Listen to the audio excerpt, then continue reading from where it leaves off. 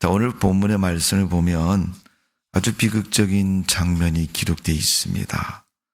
사무엘하 18장에 보면 이스라엘 가장 훌륭한 왕이란 다윗 왕이 그 아들 압살롬의 죽음을 통해서 슬퍼하는 울부짖는 듯한 그런 다윗의 표현이 나와 있습니다. 여러분, 이 부분을 읽으면 마치 내가 그렇게 말하는 것처럼 우리 자신도 어떻게 해요? 슬퍼지고 괴로워집니다. 여러분, 압살롬에 관한 이야기는 사무엘하 13장부터 나옵니다. 이런 13장부터 19장, 18장까지 읽어보시면 그 압살롬으로 인해서 일어난 다윗의 그 궁궐에서 일어난 일들을 성경은 기록을 하고 있습니다. 복되고 좋은 그러한 가정이 되어야 할 다윗의 가정이지만 또 다윗은 이스라엘 왕의 가정 아닙니까? 여러분, 대통령의 가정이 여러분 부동산 투기를 했다. 요새 별 사건 다 있지 않습니까, 여러분? 뇌물을 받고 안 받고 이거는 오래전부터 그냥 평범한 이야기처럼 되어지고 그 외에도 보통 우리가 상상하기 어려운 그런 문제들을 저지르는 일들이 많습니다. 그런 문제들이 불거져 나올 때마다 사람들은 그 지도자에 대한 신뢰를 저버리게 됩니다. 그게 반복적으로 계속되어지면 결국은 그를 신뢰할 수 없습니다. 우리가 믿음의 삶을 사는 성도로서 우리 믿음에 대한 자세와 모습을 한번 생각해 봐야 됩니다. 내가 하나님 앞에서 과연 신뢰받을 만한 믿음을 가지고 살아가느냐? 이분은 하나님을 믿습니다. 하나님이 내 아버지십니다. 내 주님이십니다라고 얘기를 하지만 정말 그분이 나의 아버지고 주님이신가를 내 삶 속에서 하나님께서 굳이 너는 왜 이것을 이렇게 했느냐고 묻기 전에 내가 내 자신을 헤아려 볼 수 있는 그런 믿음 되어지기를 바랍니다. 우리의 신앙은 고백적인 신앙, 또 회개의 신앙, 우리가 하나님 앞에서 조금 더 부끄러움이 없는 그러한 신앙의 모습 되어져야 될 줄로 믿습니다. 오늘 본문에 있는 압살롬은 다윗의 세 번째 아이로 태어납니다. 사무엘하 12장에 보면 다윗이 좋아하는 여인이 있었어요. 그 이름은 뭐예요? 밧세바라는 여인입니다. 근데 그는 유부녀였습니다. 다윗은 자기 왕위의 지위를 이용해서 그 밧세바를 아내로 취하게 됩니다. 거기에 대한 이야기는 여러분 성경에 자세히 있으니까 한번 읽어보세요. 어떻게 저렇게 음흉스럽고 또 저렇게 음성적인 계획을 가지고 했을까라는 생각이 들 만큼 밧세바로 인해서 임신을 하게 되고 그 임신을 숨기려고 그 남편 우리아를 죽입니다. 결국 그 아이가 태어났지만 아이는 살지 못하고 죽게 됩니다. 다윗이 그 아이에 대해서 금식을 하면서 하나님 앞에 기도합니다. 하나님, 제발 이 아이 좀 살려주세요. 하나님이 그렇게 결정하셨을지라도 지금이라도 주님이 생각을 바꾸셔서 좀 살려주시면 안 되겠습니까? 여러분, 사람들이 살다가 어떤 절박한 상황에 처하게 되면 그런 모습을 갖습니다. 그게 맞는지 틀린지 상관없어요. 일방적으로 일방통행처럼 나는 이렇게 했으니까 결과는 이렇게 될 것이다라는 그러한 답을 가지고 그 일을 시작을 할 겁니다. 그러나 하나님은 다윗의 기도를 들어주지 않았습니다. 하나님 말씀하신 대로 가인은 죽었고 아이가 죽게 되자 다윗은 금식하며 기도하던 그 마음을 풀고 왕의 자리로 돌아가서 그 부인 밧세바를 위로를 합니다. 성경에는 그 위로의 장면은 자세히 기록되어 있지 않지만은 이 다윗이 밧세바가 다시 동침해서 낳은 아들이 바로 솔로몬이라는 아들입니다. 먼저 아이는 죽게 되고 새로 태어난 아이가 솔로몬인데 나단 선지자를 통해서 이 솔로몬의 이름을 여디디아라는 이름을 줍니다. 그 뜻은 하나님의 사랑을 입은 자다라고 표현하고 있습니다. 그러니까 하나님도 그 다윗의 기도를 들으셨고 다윗이 그 아파하는 그 마음을 어떻게 해요? 하나님도 다 아셨기에 다윗을 불쌍히 여기셔서 새로운 생명을 주셨고 또 그 아이의 이름까지도 선지자를 통해서 주셨습니다. 그래서 솔로몬은 이 세상에 태어나서 자라게 되고 다윗의 후손으로 그 왕위를 이어가는 모습을 볼 수가 있습니다. 여러분 사무엘하 12장 24절 이하의 말씀을 보면 다윗이 전쟁을 하는데 그 전쟁은 암몬 족속과의 전쟁인데 크게 승리를 합니다. 이 승리한 후에 다윗의 가정에서 벌어진 일들을 그 다음에 계속 기록을 합니다. 13장에 보면 다윗에게는 여러 명의 아들이 있는데 문제는 뭐냐면 엄마가 다르죠. 여러 여인을 통해서 아들을 낳게 되는데 성경에 나타나 있는 몇몇 사람을 보면 다윗의 부인 중에 아히노암이라는 여인을 통해서 암논이라는 아들이 태어나고 또 아비가일이라는 여인을 통해서 다니엘이라는 아들이 태어납니다. 그리고 마아가라는 여인을 통해서 압살롬 그리고 다말이 태어납니다. 그리고 학기시라는 여인을 통해서 아도니아가 태어나고 또 아비달이라는 여인을 통해서 스바다라는 아들이 태어납니다. 그 외에도 여러 명의 아들이 태어나는데 이 다윗이 사랑했던 여인인 밧세바를 통해서는 성경에 보면 4명의 아들이 기록되어 있습니다. 그 첫 번째는 시므아, 두 번째, 그 다음에는 소밥, 그 다음에 나단, 그 다음에 솔로몬. 솔로몬부터 이렇게 쭉 밑으로 태어나서 4명의 아들을 두게 되는데 이 성경의 말씀을 보면 우리가 참 하나님의 은혜와 하나님의 역사가 묘한 것을 발견하는 것이 뭐냐 하면 이 다윗이 낳은 솔로몬의 아들 르호보암이 이스라엘 왕이 되잖아요. 그리고 그 후손들이 유다의 역대 왕이 되고 그 후에 예수 그리스도가 그 계보에서 태어나셔서 예수님이 세상을 구원하시는 십자가의 거룩한 사역을 완성하고 계시는 것을 볼 수가 있습니다. 그 계보의 역사 속에서 한 부분, 다윗의 아버지인 이새의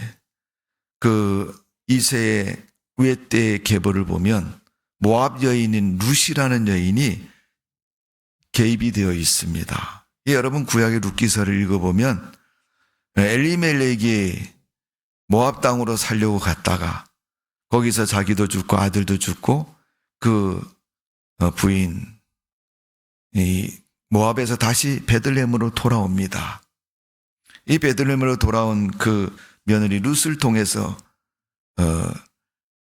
이새가 태어나고 그 조상들이 만들어지는 모습을 성경은 기록하고 있습니다. 자, 밧세바가 낳은 아들 중에 솔로몬, 나단, 소밥, 시므아 이렇게 아들들을 낳게 되는데 솔로몬은 다윗을 이어서 왕이 되었고 이스라엘 유다의 왕이고 이스라엘의 통치자로 하나님이 쓰셨습니다. 그런데 그 후에 다음에 태어난 나단이라는 아들은 우리가 신약 성경을 보면 마리아의 계보가 나오는데 요셉의 계보가 나오고 마리아의 계보가 나오는데 마리아의 계보에 이 나단의 이름이 기록되고 그 후손들의 계보가 쭉 이어져서 마리아가 태어나는 그러한 가정의 계보를 가르쳐주고 있습니다. 그러니까 하나님은 이 밧세바를 통해서 난 두 아들을 통해서 예수 그리스도를 세상에 보내셨고 그 그리스도를 낳게 되는 마리아의 계보를 그 밧세바의 후손 속에서 이으시고 기억하고 이루어 나가시는 것을 볼 수 있습니다. 이러한 모습 속에서 보면 하나님이 놀라운 섭리 속에서 그 사람들을 통해 하나님의 거룩한 일을 하셨다는 것을 우리가 기억할 수가 있습니다. 성도 여러분, 하나님은 지금도 일하고 계십니다.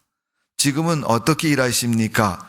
하나님을 믿는 사람들을 통해서 지금도 일하고 계십니다. 그래서 하나님은 우리 성도들의 가정과 자녀들과 여러분의 모든 삶을 면밀히 보고 계시고 하나님이 쓰시기에 합당한 자들을 그 때를 통해서 그들을 쓰시고 사용하고 계신다는 사실을 꼭 우리는 기억해야 될 줄로 믿습니다. 이 올해 가정의 달에 여러분의 가정이 이 밧세바의 아들처럼 다윗과 다윗의 후손처럼 이 나단과 솔로몬처럼 아니면 그 밑에 있는 후손들처럼 하나님이 귀 쓰시고 거룩한 역사를 이어가는 믿음의 가정 되시기를 주님의 이름으로 축복을 드립니다. 사무엘하 7장의 말씀을 보면 하나님이 다윗에게 약속을 합니다. 다윗에게 하신 약속이면 영원히 왕위가 너를 통해서 내 후손을 통해서 세워질 것이다. 이게 사무엘하 7장에 있는 약속입니다. 하나님은 그 약속을 지키시고 그 약속을 실현해 가셨습니다. 그러게 그리스도가 다윗의 계보에서 탄생을 했고 하나님의 거룩한 사역을 감당하는 모습을 볼 수가 있습니다. 여러분 시편 132편 10절에서 12절의 말씀을 보면 이렇게 기록합니다. 나의 종 다윗을 위하여 주의 기름 부음 받은 자인 얼굴을 외면하지 마옵소서.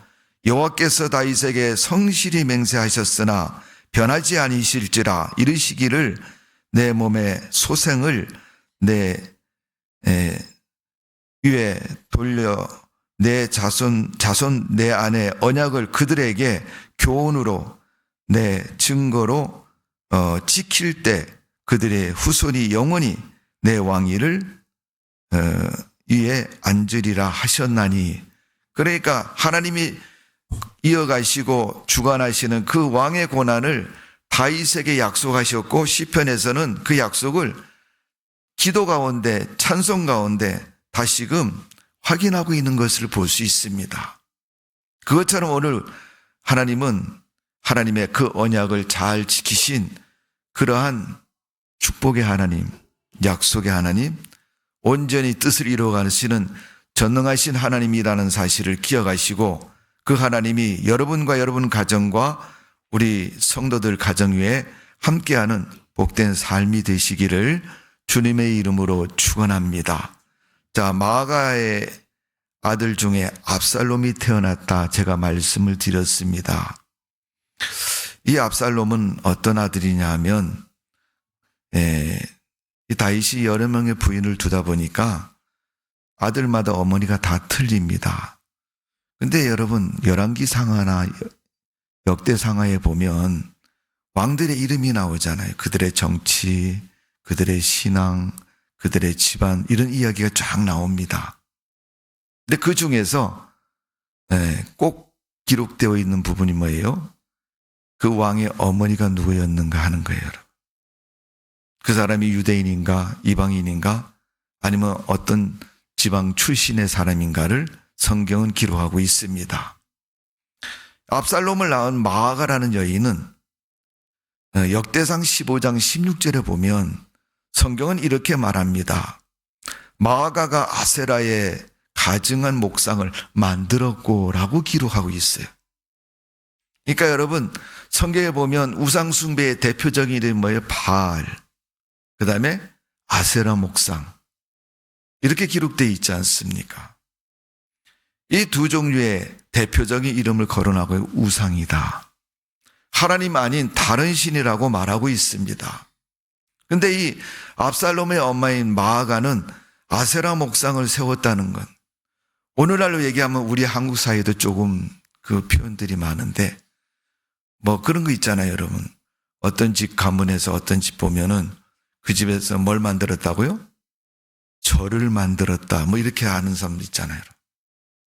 물론 기독교의 역사 속에도 보면 어떤 집에서 여러분 교회를 세웠다는 가정도 있고 또 교회를 지었다는 가정도 있고 뭐 그런 역사도 있습니다. 반대로 교회가 아닌 우상숭배에 빠져서 그 일을 한 그런 사람들도 있습니다. 그러니까 마가로 말하면 마치 절을 세운 사람처럼 우상의 근거지와 큰 것들을 만들었던 그런 사람입니다. 그러니까 여러분, 압살롬의 신앙이 어떤 배경과 어떤 모습을 가지고 있는가를 우리가 알게 하는 부분입니다. 자, 오늘 이 압살롬이 죽음을 맞게 되는데 그 죽음을 아버지 다윗은 굉장히 비통해합니다. 왜? 아들이 죽었기 때문에 그렇겠죠. 압살롬의 죽음의 의미가 오늘 성경에 우리가 읽은 사무엘하 18장에 보면 또 그 앞에 17장에 보면 명확히 기록이 되어 있습니다. 제가 처음 말씀드린 13장부터 19장까지 18장까지 읽어보면 그 내용들을 쭉 기록하고 있습니다.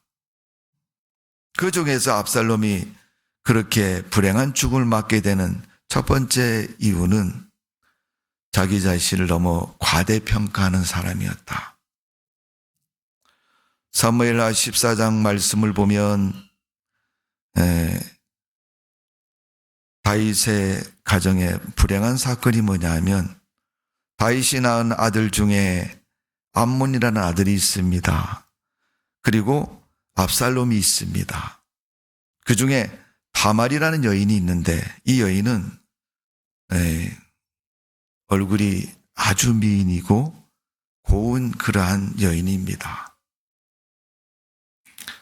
그런데 이 다말을 좋아하는 남자가 있었는데 그게 누구냐면 암몬이라는 아들입니다. 그럼 사실 이복 형제간이잖아요, 여러분. 그건 여러분 우리 사회에서도 좀 사람들이 생각할 때 어떻습니까? 야, 그게 정말 사랑의 대상이 될까? 성립된다고 생각하는 사람은 별로 없을 거예요, 여러분. 형제간에 여러분 한 아버지 밑에서 태어난 형제간에 여러분 서로 결혼하고 서로 부부가 되는 건 여러분 근친상간으로 금하고 있지 않습니까? 그런데 이 암논이라는 친구 이 사람에게는 요나답이라는 아주 약삭 빠르고 꾀가 많고 머리가 이상한 쪽으로 돌아가는 친구가 하나 있습니다. 요나답이 어느 날 암몬을 보고 너 왜 그러냐? 성경 말씀에 보니까 사무엘하 13장 2절에 보니까 암논이 이 다말을 좋아하는데 이제 어떻게 해요? 너무 거기에 빠져가지고 일종 얘기하면 상사병이 난 겁니다. 그래서 사람이 그냥 정신을 못 차리고 멍해가지고 이성이 나간 사람처럼 있으니까 요나답이 보고 그럽니다. 너 왜 그러냐고. 그러니까 여차여차해서 이야기를 하고 요나답이 그럽니다. 그러면 뭐 그걸 주저할 게 있느냐. 너희 아버지가 다윗이고 왕인데 뭐 허락하지 않는 것이 뭐 있겠느냐. 나라의 최고의 권력자인 아버지를 둔 내가 뭘 그런 일을 갖고 주저하느냐. 그러면서 다말을 꼬시도록 계획을 세워줍니다. 아프다고 누워있는데 그 아픈 것을 소문을 내고 또 사람들에게 말을 하고 또 사람들에게 입을 통해서 요청을 하는 거죠. 이 다말이 만들어주는 음식을 먹으면 낫겠다고 해서 그를 자기 침실로 끌어들여서 성적인 범죄를 범합니다. 결국 사무엘하 13장 23절에서 33절에 보면 그를 초청해서 크게 범죄하고 그 사실이 아버지에게 알려지니까 이 문제를 수습할 수 있는 방법이 없지 않습니까? 이 문제를 가지고 동생인 압살롬이 마음속에 아무리 형제지만 저 나쁜 놈이네. 어떻게 우리 누이를 그렇게 범할 수가 있느냐고. 그렇게 해서 마음속에 계획을 하고 자기 짐승의 양털을 깎는 날, 여러분 이스라엘 양털 깎는 날은 결혼식처럼 큰 잔치를 베푸는 날입니다. 그들이 그 수고하고 노력했던 것을 결과를 얻는 기쁜 날이고 소득이는 날입니다. 요즘 우리로 말하면 너 한턱 내라, 그렇게 하는 것처럼 큰 잔치를 베푸는 그날에 이 압살롬이 형제들을 다 초청을 합니다. 그리고 나서 그 자리에서 압살롬을 죽입니다. 압살롬이 암논을 죽입니다. 그러니까 이 사실이 아버지에게 알려지게 되자 압살롬이 도망을 칩니다. 왜? 형제간을 죽였으니까. 결국 다윗은 이 암논이 죽은 것을 보고 슬퍼했는데 그를 요압이 위로를 합니다. 마음의 슬픔을 요압이 듣고 왕을 위로하는데 드고아라는 여인을 통해서 그 이야기를 왕에게 요청하게 하고 또 그 사실을 통해서 왕의 진노를 풀려고 합니다. 그래서 3년 동안 도망가 있었는데 다윗이 마음을 풀고 압살롬을 예루살렘으로 오라고 말을 합니다. 그때부터 이 압살롬은 나쁜 계획을 갖게 되는데 그 나쁜 계획은 바로 압살롬 옆에 있는 신하들이고 친구들이고 또 함께했던 사람들인 것을 볼 수가 있습니다.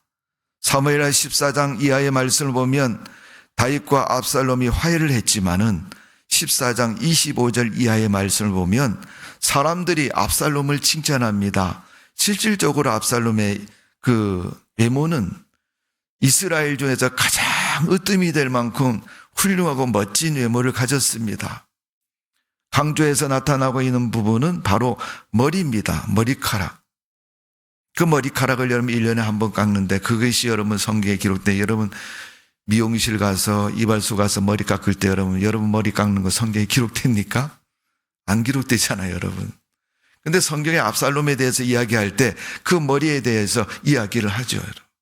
그 외모가 얼마나 준수했는가를 성경은 가르쳐주고 있는 것입니다. 결국은 이 압살롬이 사람들로 하여금 칭찬을 받게 되고 그 주변에 있는 사람들이 야, 네가 아버지보다 훨씬 정치를 잘할 수 있고 훌륭한 일을 할 수 있고 인물로 보나 뭘로 보나 네가 훨씬 낫지 않느냐. 그를 칭찬하고 그를 세우니까 압살롬은 그 칭찬에 마음을 뺏기게 됩니다.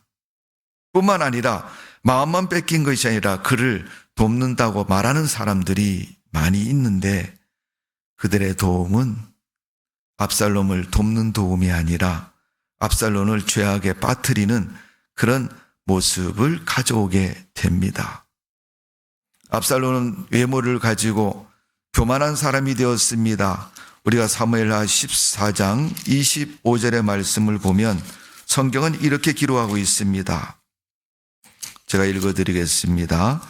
25절에 보면 온 이스라엘 가운데 압살롬같이 아름다움이 크고 칭찬받는 자가 없었으니 그는 발바닥부터 정수리까지 흠이 없음이라. 얼마나 여러분 흠이 없이 완벽하게 아니면 잘생겼으면. 여러분 우리나라 연예인들 세계적인 여러분 인기가 있지 않습니까? 특히 음악 부분에서 BTS나 뭐 이런 분들 그 춤들과 노래를 보면요, 한국 열풍을 일으킬 그러한 큰 인기를 가지고 있지 않습니까? 그것처럼 오늘 압살롬은 이스라엘 온 사람들이 그에게 그런 칭찬을 보낼 만큼 출중한 외모를 가지고 있는 사람이었습니다. 자, 그리고 26절에 보니까 그의 머리털이 무거움으로 연말까지 깎았으며 그의 머리털을 깎을 때 그것을 달아본 즉 그의 머리털이 왕의 저울로 200세겔이었더라. 뭐 그 분량도 많지만은 그의 머리털을 깎는 것에 대해서도 성경이 기록하고 있으니까 여러분, 야, 저거 우리가 멋진 걸 보면 그렇잖아요, 여러분. 요즘 우리 제과점 앞에만 가면 여러분 케이크를 쫙 진열을 해놨는데 사람들이 지나면 어머 저 케이크 새로 만드는 거 봐. 야 맛있겠다. 어떤 사람은 이쁜 케이크를 갖다가 집에 갖다 잘 모셔놓고 언제 먹었겠어요, 여러분? 아직도 안 먹고 있다는 얘기 있는데 혹시 여러분 그런 소리 들으면 가서 좀 얻어 먹으십시오. 그거 보면 여러분 먹기도 아깝다. 요즘 표현을 보면 야 이게 뭐 하기도 아깝다 할 만큼 압살롬에 대해서 사람들이 그렇게 여겼다는 것입니다. 그러니까 압살롬은 그 소리를 듣고 마음속에 자기도 모르게 솟아나는 게 있습니다. 여러분 세상을 살다가 좋은 소리 들으면 누구나 다 기쁜 것이고 즐거운 것입니다. 사무엘하 18장 19절의 말씀을 보면 압살롬에서 이렇게 기록하고 있습니다. 사독의 아들 아히마아스가 이르되 청하건대 내가 빨리 왕에게 가서 여호와께서 왕의 원수를 갚아주신 소식을 전하게 하소서. 결국 압살롬의 이 모습이 결국 18장 19절에 기록된 것처럼 그의 죽음을 전할 수밖에 없는 그런 모습이 되었다는 것입니다. 사도 바울은 고린도 교회 성도들에게 고린도전서 10장 12절에 이렇게 말씀합니다. 너희가 선주로 생각하거든 넘어질까 조심하라. 교만하지 말라는 얘기입니다. 압살롬이 외모적인 면에서는 성경에 기록한 것처럼 완벽하리만큼 아니면 어떤 누구도 그와 비교할 수 없을 만큼 뛰어난 미모를 가졌다고 할지라도 그것 때문에 여러분 넘어져서는 자기에게 스스로 해가 된다는 사실을 가르쳐주고 있습니다. 두 번째 압살롬이 교만해지고 또 넘어지는 이유는 거짓말 때문이었다고 말합니다. 사무엘하 15장 1절에서 6절에 보면 그 주변에 있는 사람들이 그렇게 얘기를 합니다. 아버지하고 화해한 압살롬을 위해서 네가 아버지 앞에서 다시 옛날처럼 인정받고 회복되어져야 되지 않겠느냐. 그러면서 왕에게 재판을 받으러 오는 사람들 한 걸음 앞서서 그들을 위로해주고 너의 그 문제를 내가 다 알고 있으니까 내가 아버지한테 얘기해서 해결해 줄게. 성경에 보니까 백성들의 마음을 훔쳐갔다라고 표현하고 있습니다. 아첨하는 말, 거짓된 말을 가지고 그들의 마음을 빼앗아갔다는 것입니다. 이런 압살롬의 행위 때문에 나라 한쪽 구석에서는 왕실 한쪽 구석에서는 다윗 왕도 감지 못하는 무서운 일이 벌어지고 있었던 것입니다. 사무엘하 18장 31절에서 33절에 보면 오늘 우리가 읽은 본문의 말씀처럼 압살롬의 죽음은 다윗의 인생에서 가장 큰 슬픔이었습니다. 밧세바와 그릇된 동침으로 임신했던 아이를 살리려고 할 때 다윗은 금식을 했습니다. 근데 그 금식보다도 더 마음 아프게 생각했던 부분이 바로 오늘 사무엘하 18장에 있는 다윗의 울음이었습니다. 이러한 다윗의 슬픔은 아버지로 하여금 아들 압살롬이 불효하는 모습이었습니다. 여러분, 부모님들이 가장 많이 쓰는 말이 있대요, 여러분. 어떤 말입니까? 저건 누구 닮아서 저러냐고. 어느 집이나 똑같이 쓰는 말이고 어떤 사람이든 똑같이 쓰는 말입니다. 여러분 굳이 그걸 변명한다 이런 말 표현보다는 여러분 그런 말을 우리가 할 수 있을 때마다 우리 자신이 어떤 모습인가를 한번 생각해 봐야 할 것입니다. 부모에게 불효하는 이 압살롬의 모습은 하나님의 법을 따르지 않고 하나님의 법을 따라 살지 않는 그의 근본적인 신앙에 문제가 있었고 또 주변의 악한 조언자들과 그릇된 사람들의 말을 따랐다는 것이 잘못된 것입니다. 이스라엘이 솔로몬 후에 두 나라가 남북으로 갈라질 때도 아들 르호보암이 선택을 할 때 잘못된 선택을 하죠. 솔로몬하고 함께 정치를 하던 사람들하고 또 젊은 세대들하고 갈등 속에서 그는 연세 드신 분들을 내려놓고 젊은 세대들의 말을 따랐습니다.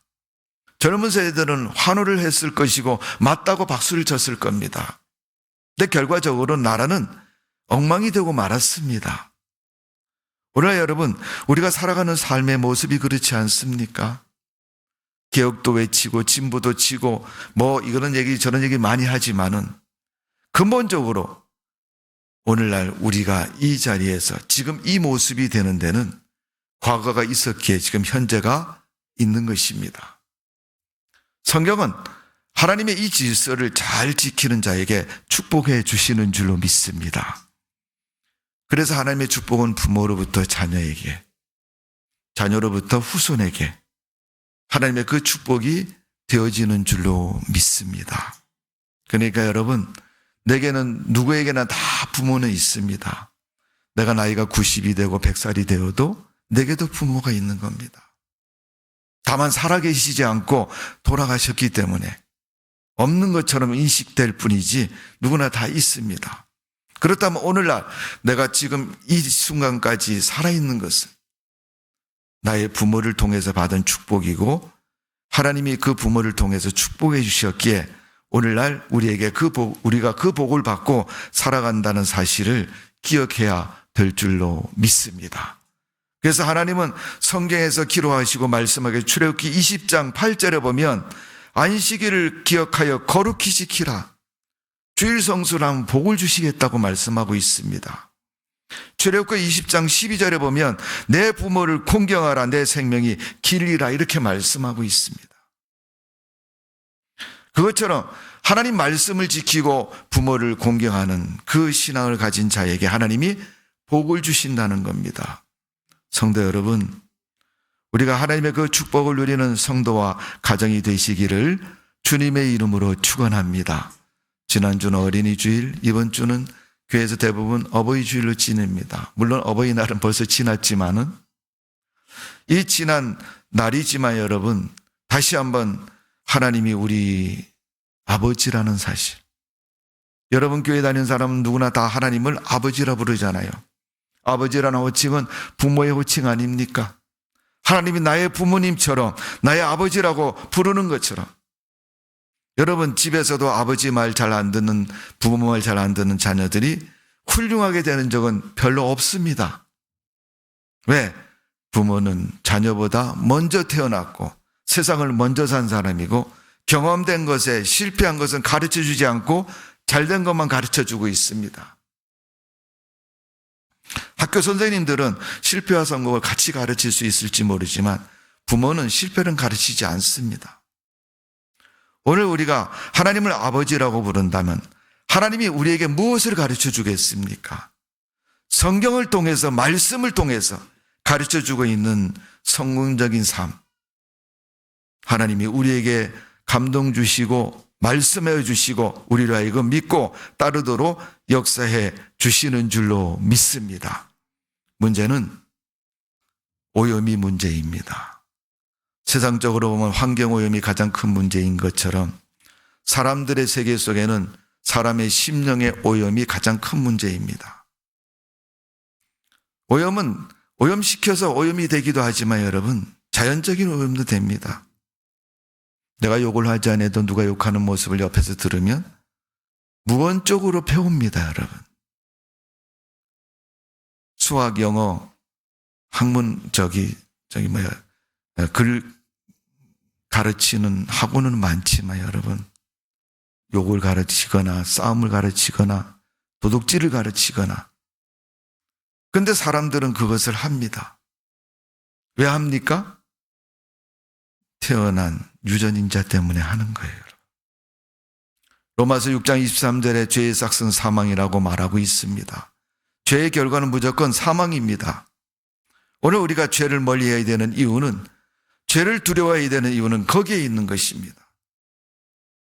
오늘 하나님 말씀을 가까이 하고 하나님을 가까이 하는 주의 백성들이 되어 하나님의 뜻대로 살아가는 성도가 되시기를 주님의 이름으로 축원합니다.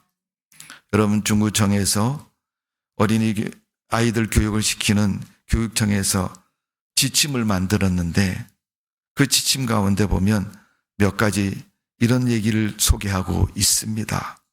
첫 번째는 형제가 싸울 때 절대 말리지 말아라. 싸움을 여러분 구경하라는 얘기는 아니겠죠. 그 싸움을 통해서 그 형제가 바른 질서를 깨닫게 되고 또 그 다툼을 통해서 사람 배워가는 거죠. 두 번째, 비가 와도 마중을 가지 말아라. 요즘 여러분 학교 시간 되면은 엄마들이 차를 몰고 학교 앞에 와서 애가 나오자마자 싣고 학원으로 출행랑을 치잖아요. 여러분. 또 학원 차가 와서 기다리고 있다 태우고 가지 않습니까? 1분 1초라도 아껴서 더 많은 공부를 시키고 더 훌륭한 인생을 만들기 위해서 열심을 다하고 있습니다. 그런데 그것은 자의적인 교육이 아닙니다. 다성적인 교육. 문제는 결국은 인생은 자기가 사는 거잖아요. 그러면 공부를 할 때도 자기가 공부하는 것이 중요하고 취직을 해도 여러분 자기가 하는 것이 중요하고 우리 전옥기 권사님 따님이 삼성의 과장이신데 어느 날 아이 목사님 요새 웃겨요. 그래서 왜 그러냐 그랬더니 아니 신입사원이 들어왔는데 신입사원 엄마가 회사다 전화해가지고 우리 아이는요 어쩌고저쩌고 하도 어이가 없어서 그러면 집에 가만히 데리고 계세요. 회사 보내지 마시고 그랬대요. 요즘 군대 가도 여러분 군대도 쫓아오고요. 회사 취직하면요 회사도 쫓아온대. 뭐 쫓아오는 게 잘못됐다는 거 아니에요, 여러분. 그 아이는 그러면 언제 자기 판단과 이성을 가지고 살아갑니까? 여러분, 우리나라 과잉보호가 우리 아이들의 미래를 망치고 있고 교육을 망치고 있습니다, 여러분. 결국 여러분 학문을 해도 뭘 해도 자기가 습득하고 자기가 배우고 자기 것으로 만드는 것은 본인이 만들어가야 할 인생이고 모습인 것입니다. 교육에서 세 번째 말한 것은 아버지와 자녀의 식사를 차이나게 차려줘라. 이것은 차별을 두기 위해서 하는 것이 아니라 어른과 아이의 다른 점을 가르쳐 주는 겁니다. 네 번째는 아침에 깨워주지 말아라. 학교 가야 되는데 안 깨워주면 어떡해요? 요새 애들이 일어납니까? 안 일어나죠, 여러분. 제 시간에 자고 제 시간에 일어나면 일어날 수 있는데 다 그 질서가 깨어졌기 때문에 그래요. 무엇 때문에 깨어졌습니까, 여러분? 공부하는 것 때문에 깨어졌습니까? 제가 볼 때 여러분 고3 정도만 되면 그게 맞다고 할 수 있지 모르죠. 나머지 학생들은 여러분 그렇지 않은 것 같아요. 공부하는 것 외에 다른 것에 분주하고 바쁘기 때문에 그런 때가 많이 있습니다, 여러분. 꾸짖을 때는 언제든지 꾸짖는 장소에서 깨우쳐 주라고 말하고 있습니다. 멀리 있어도 걸어가도록 가르치라고 말하고 있습니다. 이런 지침서를 쭉 내놓고 이는 아이가 독립적으로 스스로 세움을 얻을 수 있는 삶의 모습을 가르치라는 겁니다. 그렇다면 여러분 우리가 그리스도인으로서 성도의 가정은 이게 여러분 세상 교육에서 뭐 이렇게 얘기를 했으면 우리 하나님을 믿는 성도들은 뭘 더 해야겠습니까, 여러분? 성경에 나와 있는 대로 첫 번째는 기도하면서 자녀들을 양육해야 될 줄로 믿습니다. 여러분 자녀를 위해서 기도하는 거 얼마나 정성스럽고 얼마나 마음을 다하고 얼마나 긴장감을 가지고 기도하고 있습니까? 두 번째로 성경을 읽어줘라. 여러분 세상 학문은 필연적으로 공부하는 과정으로 생각하지만 교회는 가도 되고 안 가도 되고 성경은 읽어도 되고 안 읽어도 되는 것처럼 여길 때가 있습니다. 제가 어떤 권사님의 간증을 들었는데 그분 그렇게 얘기합니다. 자기 아들이 이번에 좋은 대학을 들어갔대. 근데 어떻게 들어갔느냐고 물어보니까 열심히 공부해서 들어갔지요. 물론 열심히 공부해서 들어가지요, 여러분. 근데 그 아이는 고3 때도 아침에 일어나서 성경 한 장 읽고 공부하고 학교를 간대요. 하루도 빠짐없이 1년 내내 고등학교 3년 동안 계속 그랬다는 거예요. 하나님 말씀을 듣는 거는 여러분, 그 말씀을 많이 외우느냐 아니면 많이 알고 있느냐 이런 차원의 얘기가 아니잖아요, 여러분. 우리가 알다시피 디모데가 성경은 하나님의 감동으로 된 것으로 바르게 함과 의로 교육에 유익하다 그랬잖아요. 성경책에 여러분 수학이 나옵니까? 영어가 나옵니까? 하나도 안 나옵니다. 근데 여러분 우리 인생을 축복하고 성공하도록 만든다 그랬는데 뭐 어떻게 해서 만듭니까, 여러분?